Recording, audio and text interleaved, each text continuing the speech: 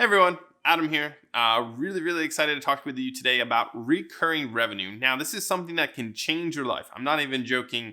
It can really help whether you're a one-man band or you're a full-fledged agency. Recurring revenue is something that will help you stabilize cash flow, give you more time to do what you want to do, whether that's take on better projects, training, have fun, whatever that might mean.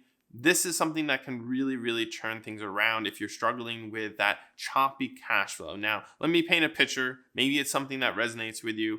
You have every month you have to get a certain amount of projects in the door to cover your needs, right? You're able to get those projects in the door, or if you're not, you're a little bit short, but you're like, oh, we're getting closer and closer to getting that project need. So you're starting to do that. But one or two of your projects every month takes another couple weeks or maybe a month longer than what you're expecting.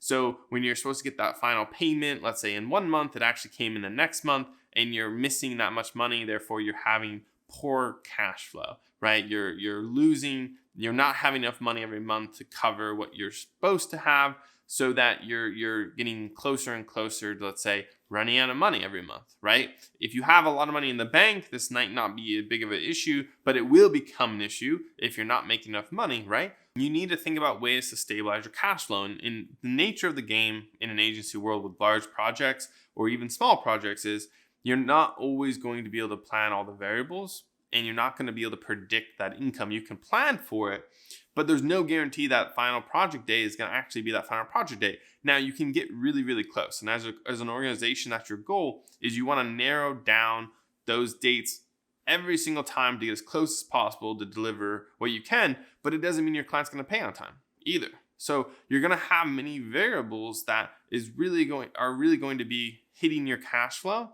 And what recurring revenue does is that you're basically getting a guaranteed income every month from a client. You have a contract. You probably have set up recurring payments through Stripe or QuickBooks or another service that you're using. And you're able to basically charge them or send an invoice to them every month on a certain time for services provided.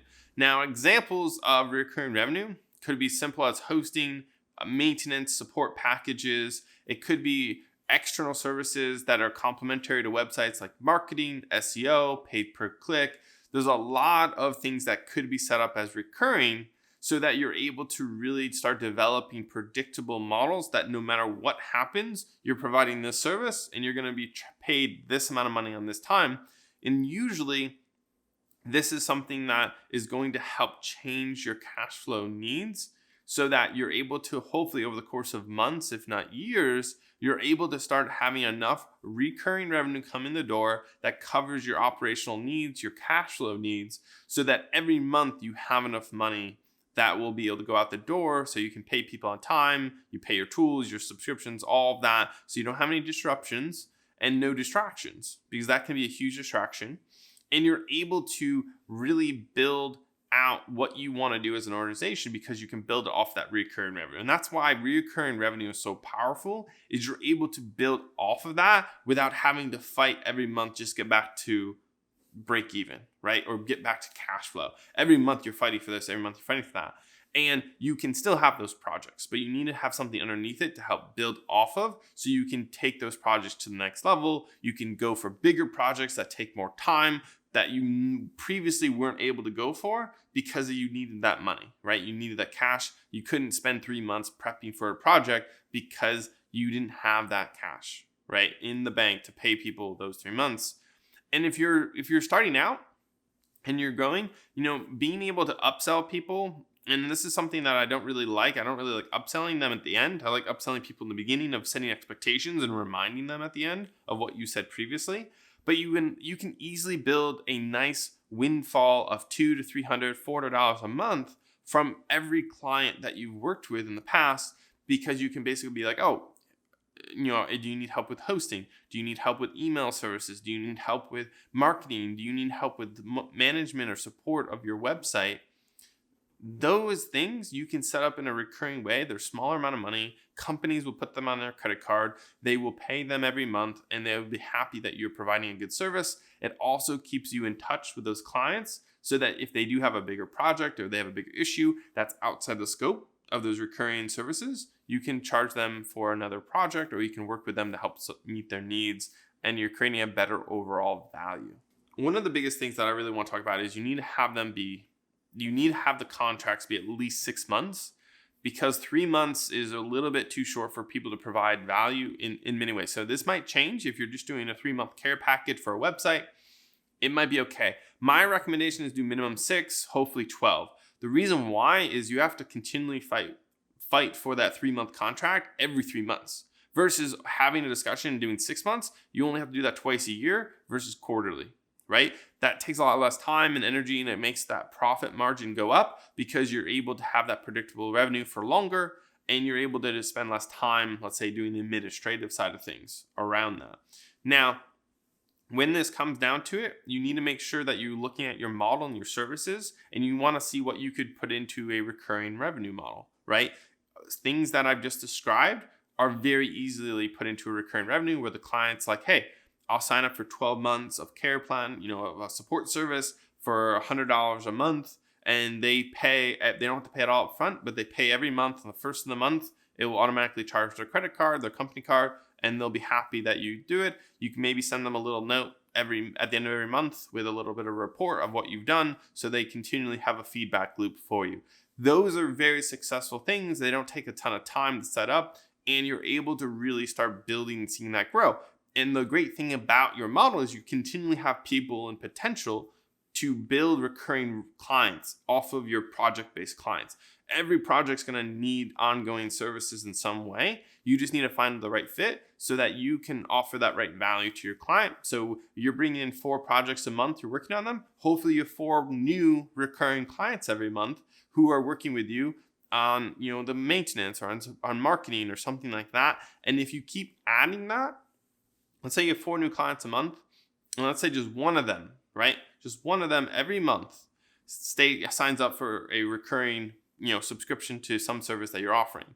That's 12 new clients a year that are paying, let's say, $100 a month each. So let's say you start out with one in the beginning of the month, and that means you have $100 coming in the first month, you have $200 coming in the next month, all the way up to $1,200 a month at the end of the year. That is huge in terms of return, and you're not doing a lot of extra work there. You're providing them a service, but you're not spending the time going out and having to manage the project or sell them on something. You just have a set contract. And that's the beauty of recurring revenue, is that it frees you up to get work done, get it done well, and be able to move on to the next things. So that is really what you need to do in your business. You need to really think about your model, think about what you can offer as a service that's recurring, and you need to set up that process as soon as possible so that you can start capturing that residual and reoccurring revenue off of your clients, but also you can offer those services to other clients. Now, you need to set up strict limitations of what that means. You have to define your pricing, you have to define your value add, you have to define the services you're adding, because you can't go over that without it, let's say, not being profitable. But the sooner you can do this, and honestly, you can charge thousands of dollars a month for marketing, you could charge $10,000 for SEO or whatever, whatever the model you negotiate, you can move this up to thousands to tens of thousands of dollars that goes and charges people every month based on the contract that you have set. You can start small, don't limit yourself, and keep on growing, right? That's the goal. If you can get this revenue, find a goal, set a number. You're like, I want to have $5,000 a month in recurring revenue.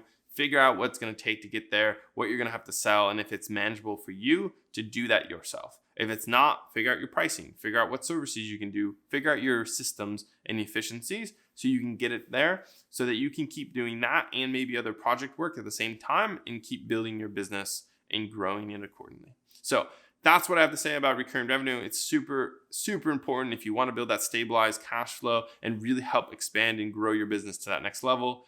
Looking forward to talking more with you. If you have any questions or comments, please leave them below. Hopefully, what I'm saying is value adding. You want to subscribe and you want to learn more so that we can go on this journey together.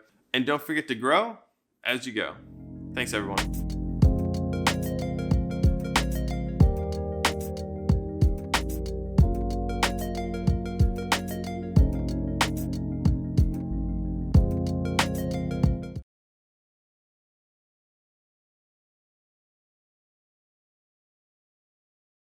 forward to spending some time today to talk about reoccurring revenue.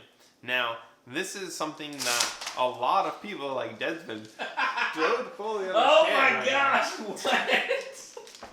Ripping pages out of a notebook. Oh my gosh, it's good information. Blooper reel. All right. Tape this together and put it back in. He Son just of a ripped, gun. ripped the notes for this session, right? He just ripped them in half out of his hand during the live shoot. All right. Sorry, guys. Sorry. He's right over here. Take two! There we go.